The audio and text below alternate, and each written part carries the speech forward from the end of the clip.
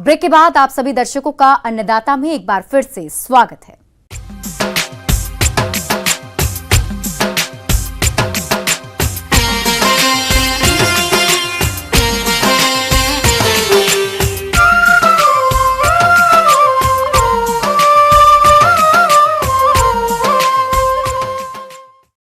किसान भाइयों, जैसा कि दिन प्रतिदिन जोत का आकार कम हो रहा है, जिससे किसानों को फसलों से अच्छी आय नहीं मिल पा रही है। ऐसे में यदि आप समन्वित खेती करते हैं तो कम एरिया में भी अच्छी आय ले सकते हैं। आज हम आपको प्रगतिशील किसान बिमल कुमार यादव से मिलवा रहे हैं, जो समन्वित खेती करके अच्छी आय कमा रहे हैं। तो ये किसान किस प्रकार से कर रहे हैं समन्वित खेती, आइए जानते हैं खुद इन्हीं से।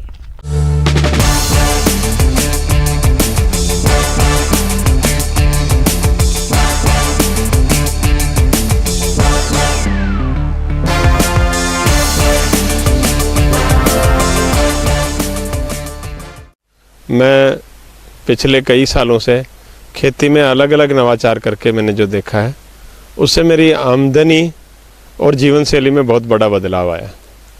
आज किसानों की जीवन शैली को देखते हुए सबसे बड़ा बदलाव उसको प्रकृति के साथ में करना चाहिए।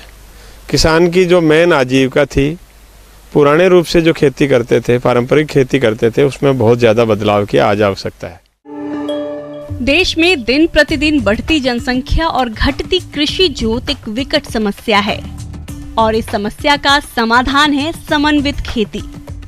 इस प्रणाली में फसल उत्पादन, मवेशी पालन, बागवानी, सब्जी उत्पादन और कृषि सह व्यवसायों को इस प्रकार समेकित किया जाता है कि वह एक दूसरे के पूरक हो, जिससे संसाधनों की क्षमता, उत्पादकता और लाभप्रदता में पर्यावरण को सुरक्षित रखते हुए वृद्धि की जा सके। और कुछ ऐसा ही कर रहे हैं यह किसान भाई, जिससे यह अच्छा लाभ कमा रहे हैं। तो मैंने मेरे खेत में शुरू किया है ये डेवलपमेंट। मैंने आंवले के पेड़ लगाए हैं, मैंने नींबू के पेड़ लगाए हैं, मैंने सहजने के पेड़ लगाए हैं चारों तरफ बाउंड्री की तरफ, और लेसवे के पेड़ भी मैंने लगाए हैं। और इन पेड़ों से जो मेरे को जो लगातार इनकम हो रही है वो तो होती ही जा रही है, लेकिन उसमें मैं नीचे जो ज़मीन में परत है उसमें मैं भैंसों के लिए चारा उत्पादन कर लेता हूँ। कई बार जो है घर के लिए खाने के लिए सब्जियां उगा लेता हूँ। थोड़ी बहुत सब्जियां अगर एक्सचेंज होती है तो वो मार्केट में भी जाती है, उसका भी मुझे भाव मिलता है। सब्जियों में हम इन पेड़ों के नीचे जैसे गर्मियों की फसल उगताते हैं तो उस फसल में कभी भी पानी की इतनी प्यास नहीं आती जो खुली फसल में आती है। सर्दियों में ये बड़े पेड़ उन सब्जियों का बचाव करते हैं, जो छोटे पेड़ हैं उनको बचा के रखते हैं। और इसमें खाद की भी इतनी आवश्यकता नहीं पड़ती है, क्योंकि जब नीचे छोटे पेड़ों में पानी जाता है तो ऊपर वाले पेड़ों को भी अपना आप उसका संतुलन बन जाता है।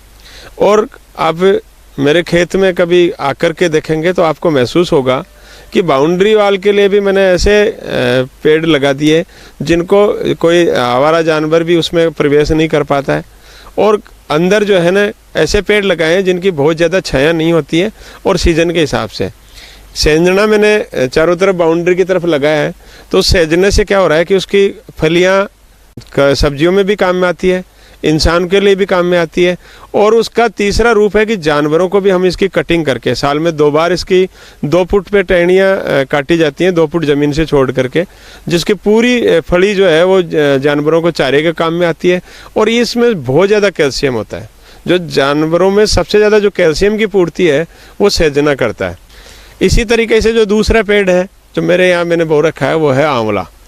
आंवला ऐसी फसल है जो सर्दी और बारिश और गर्मी का कोई इस पे ज़्यादा प्रभाव नहीं होता और हमारे वातावरण में ये बहुत ज़्यादा सूटेबल है।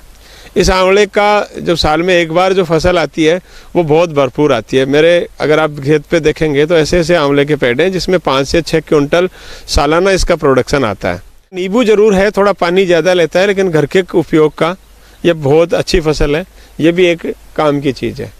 दूसरी जो चीज़ मैं कहूँगा कि किसान को अपनी कोई भी सब्जी बोने के लिए आंवले और सहजने के नीचे वो बो सकता है, निरंतर वो लगा सकता है। समेकित खेती की प्रणाली में एक उद्यम दूसरे उद्यम पर निर्भर रहता है। समेकित कृषि प्रणाली में घटकों को एक निश्चित अनुपात में रखा जाता है, जिससे विभिन्न उद्यम आपस में संपूरक और आसान संबंध स्थापित करके कृषि लागत में कमी लाते हुए आमदनी और रोजगार में वृद्धि कर सके। इसी को ध्यान में रखते हुए यह किसान भाई अपनी सूझबूझ और कठिन मेहनत करके समन्वित कृषि प्रणाली से अच्छी खासी आमदनी कमा रहे हैं। तो मैं ये कहूँगा सभी किसान भाइयों से मेरी रिक्वेस्ट है कि मैंने मेरे जीवन में ये नवाचार करके मेरी आमदनी बढ़ाई है।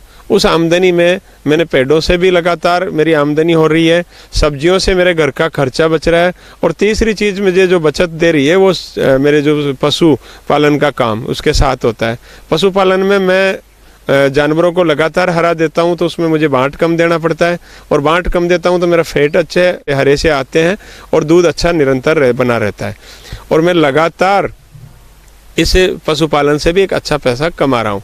तो एक किसान को जो 3 चीज़ें इसमें कॉम्बिनेशन की मिली कि उसको एक बागवानी से एक निरंतर इनकम मिल रही है, घर के लिए खाने के लिए उसको सब्जियां मिल रही है, पशुओं के लिए जो चारा मिल रहा है और पशुओं से जो दूध मिल रहा है उससे जो इनकम हो रही है, ये हर किसान भाई को करना चाहिए।